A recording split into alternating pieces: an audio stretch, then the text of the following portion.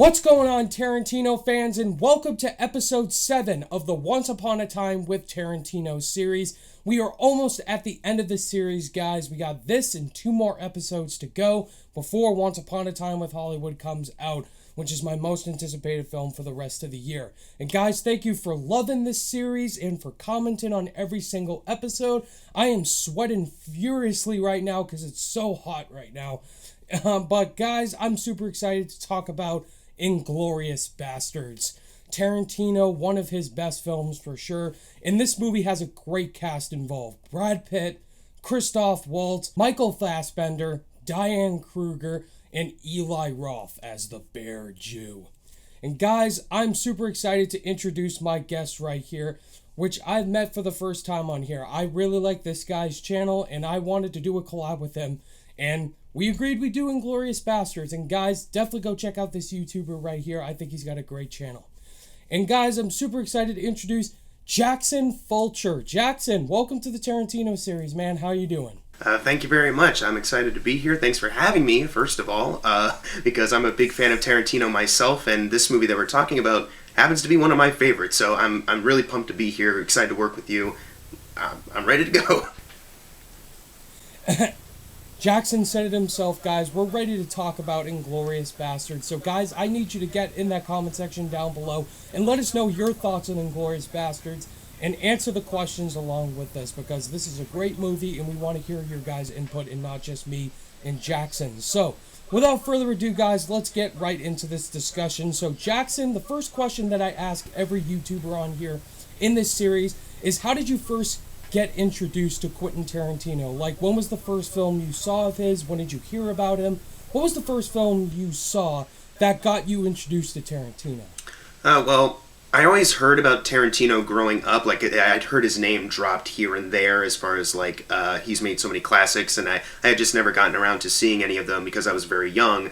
But for some reason, my stepdad, around the times when I was first meeting him, he was like, "Oh, you've never seen a Tarantino film? Let's watch Pulp Fiction." So at like 12, 13 years old, I watched Pulp Fiction for the first time, and my life was changed. I fell in love with that movie, and I was like, I want to see more of these movies. My mom probably wasn't too happy about that, but my stepdad and I bonded over Pulp Fiction.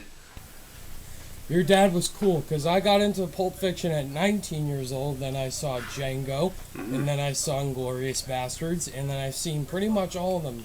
And Tarantino has that for you. You can either watch them when you're a teenage, mostly you watch them around the age of 19, but to see 13, that's impressive, man. My parents aren't like that. So we're going to talk about Inglorious Basterds all around. So Jackson, give your thoughts and opinions on Inglorious Basterds. Well, Inglourious Basterds, I really love this one. I don't know as far as, like, my timeline of Tarantino when I saw it, but I remember seeing it. I was like, this is one of my favorites of him for sure. Mainly because of how different it is, too, from a lot of his other films. It's still very bloody and violent at times, which is really great. Like, he handles that filmmaking very well.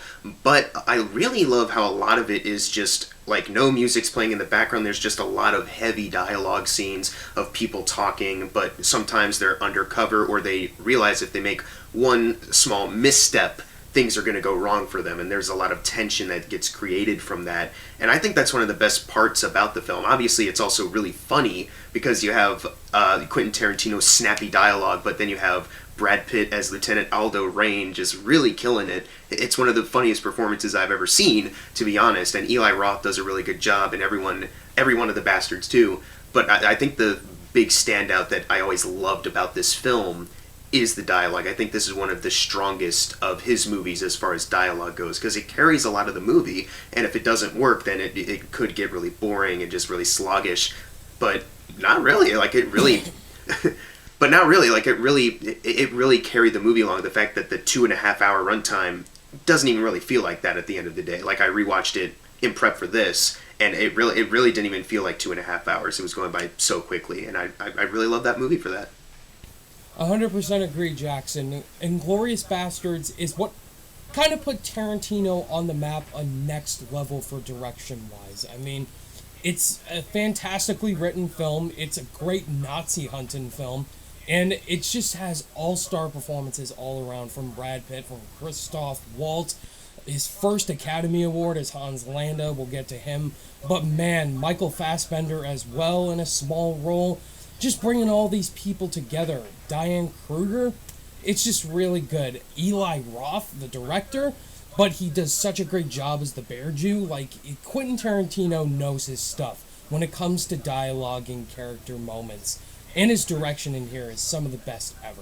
And I love this movie, and it's one of Tarantino's best. Jackson, what does Inglourious Basterds do that makes it stand out compared to Tarantino's other films? Well, for one thing, the dialogue is just so well written, and it's some of the strongest in any Tarantino film, but also the cast that you have to deliver all the dialogue is so great. There are so many fantastic performances here, and to just show off how fantastic everyone is, Mike Myers has like a small cameo, but even yes. but even he's really good at delivering this dialogue. So it's like the fact that you can have a Mike Myers scene, it's not like a comedy, it's really weird. Like, it's a really like well acted scene. Like, that just kind of goes to show how special these actors are, and I think Tarantino just specially picked everyone just so well.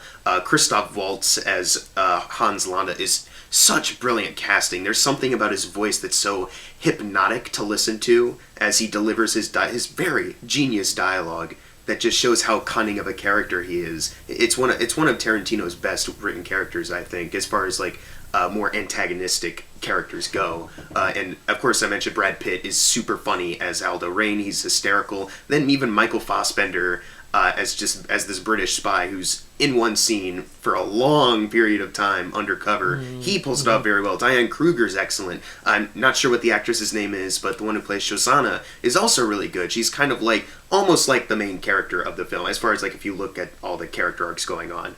She's one of the main ones. And even Daniel Bruhl, who I keep forgetting is in this movie. Everyone in this does a really fantastic job.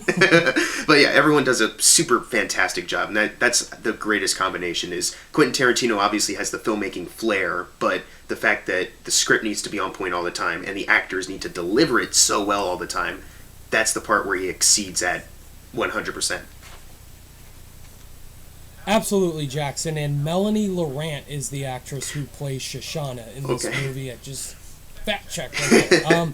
Anyway, so I agree with everything you just said. Tarantino does a fantastic job of diving into different storylines. Like, the common trope Tarantino is known for is heavy dialogue sequences of characters just talking and talking about a specific subject. What I just love about Tarantino is he has a bunch of characters on the screen and they're just talking. Like the opening of Reservoir Dogs is just talking. All of Pulp Fiction is talking. Jackie Brown is dialogue driven. In this movie, it is heavily dialogue driven, but it's also about the Nazis. It's a very tough subject to tackle. I mean, and Tarantino pulls it off. I think this was his most risky film to date, and he knocked it so far out of the park here, dealing with the Nazi situation in here.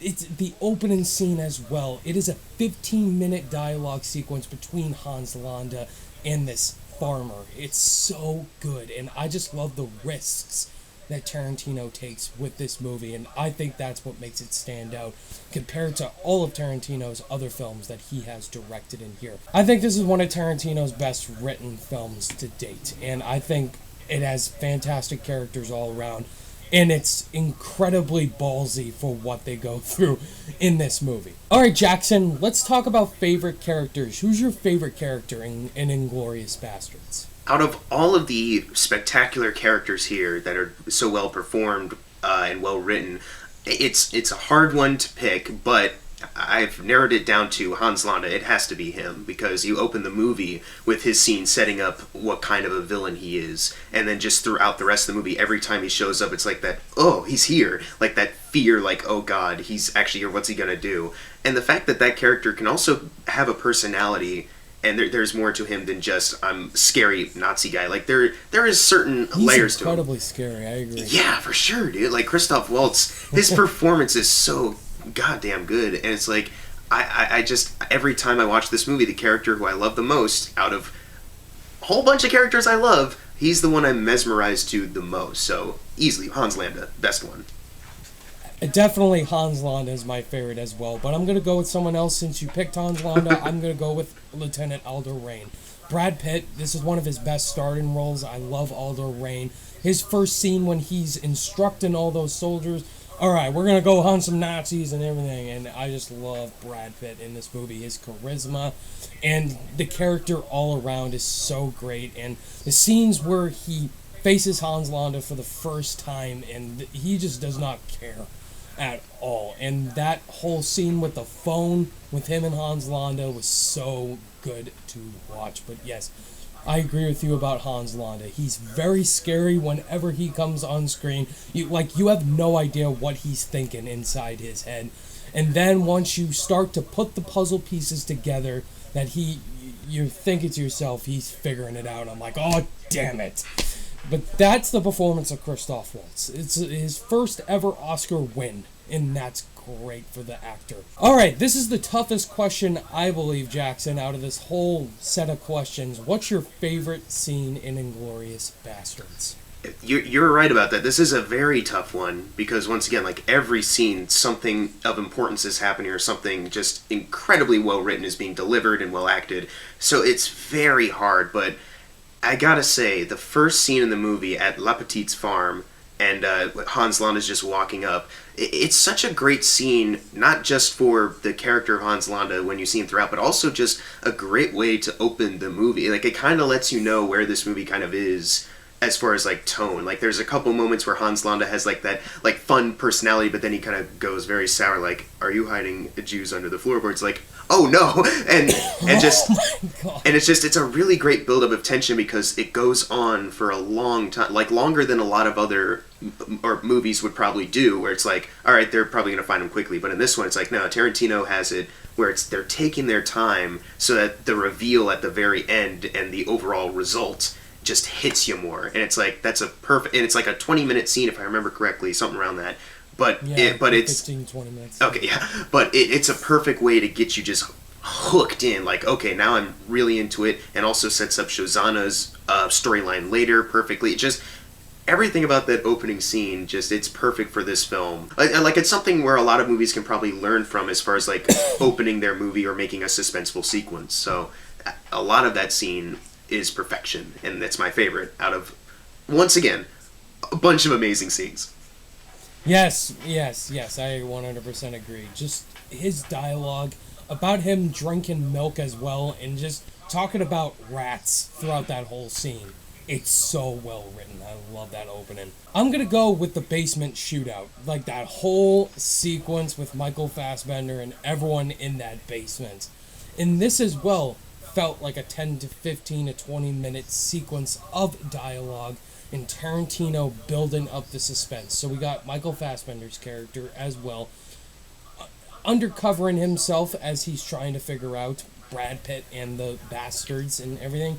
They're trying to find Diane Kruger's character as well, who is a spy with Michael Fassbender. They're Germans.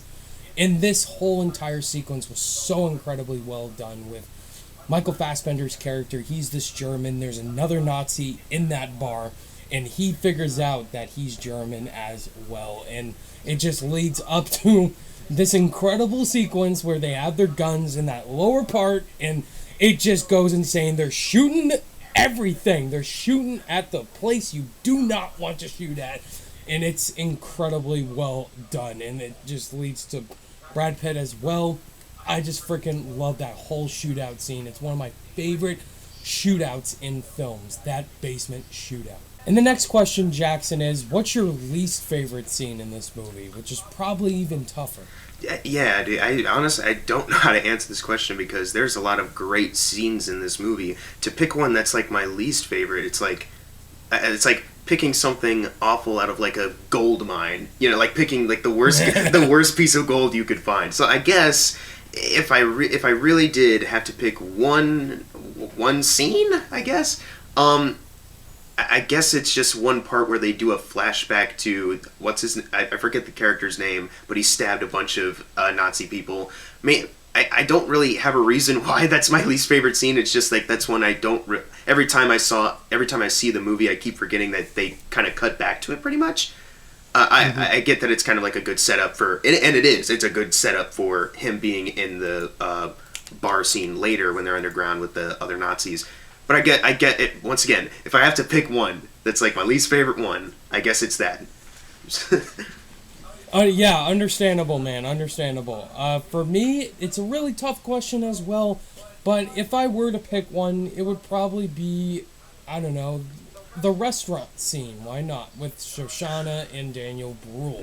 Now, Daniel Bruhl's an awesome character. He has a really awesome final scene. But in here, when he's trying to flirt with Shoshana and everything in that restaurant kind of feels a little bit forced. But it's still not awful, but it's the only scene I can honestly think of in this amazing movie. Just that small restaurant scene with Shoshana. Other than that, the movie's amazing. Yeah, that's an understatement. Alright, Jackson, here's a very interesting question that I ask every single person on here. With the issues you have with Inglourious Basterds, how would you do them differently than what Tarantino did with the original film? How would I change it pretty much, I guess? Yeah, how would you change it yourself if you directed it? I guess if I had to pick that one scene out, like I mentioned earlier, 'cause I really don't have any much issues with it. It's I guess the Samuel L. Jackson narration wasn't entirely needed.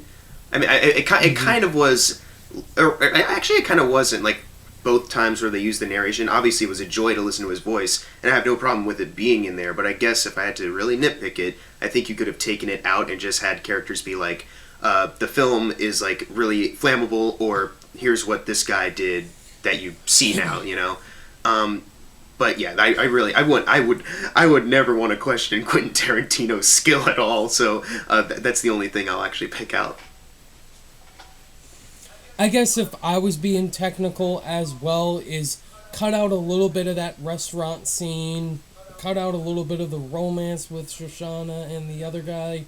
But other than that, it leads to that amazing theater sequence. But still, what could I change, guys? What could I change? I want to ask you this, Jackson, for the final question. Have you seen all of Tarantino's movies? Yes, I recently I finally saw Jackie Brown, so I've seen all of them. Awesome. So, where would you rank this film on your Tarantino ranking? So, there's 8 right now because Tarantino considers Kill Bill one movie. Right. So, where does this rank for you? All right, this ranks like number 3 for me, like top 3 Tarantino. So right under Hateful Eight and Pulp Fiction for me, because I adore this movie. It's up there for me, one of my favorites of all time. Yes, it's my number 3 as well. So it goes Django, then Pulp Fiction, then this. So this is an amazing movie, flat out masterpiece. Is one of my favorite films of all time, and Tarantino just makes another great movie. Like this man, Once Upon a Time in Hollywood was gonna be great, and it's because it's Tarantino. He's the GOAT. So anyway, guys, that was our discussion for Inglourious Basterds. So guys, what did you think of this discussion? And again, what are your answers to these questions down below in the comments section? And let us know your thoughts on Inglourious Basterds as well. And guys, that does it for this episode. Jackson, thank you so much, man. It was great to meet you. And thank you for our first collaboration on here. Hopefully not our last, man. It was great talking Inglourious Basterds with you. So Jackson, before we close out the video, tell my subscribers where they can find you on all your social media. Of course, you can find me on YouTube. It's just my name, Jackson Fulcher. I'm also on Twitter, I think at Jackson_Fulcher. You can find me on Letterboxd if you want. Once again, just my name. Yeah, that's or Instagram. You can find me on there, Jackson Fulcher 2000. That's where you can find me if you're interested. Yes, guys, please go subscribe to Jackson Fulcher's YouTube channel and check out all his other social media links, which will be in the description below. Go check out his channel. I think he has a great channel all around, and I thank you once again, man, for joining the series. And guys, that does it for episode 7. Stay tuned to episode 8, which is going to be my favorite Tarantino movie, Django Unchained. And joining me for that is Ben Goddard. And guys, thank you so much for watching this episode. If you're new to the channel, feel free to click that subscribe button and that bell notification icon for more reviews, reactions, rankings, and more movie content. All the social media links are in the description below, and I'll see you guys in the next video. Bye!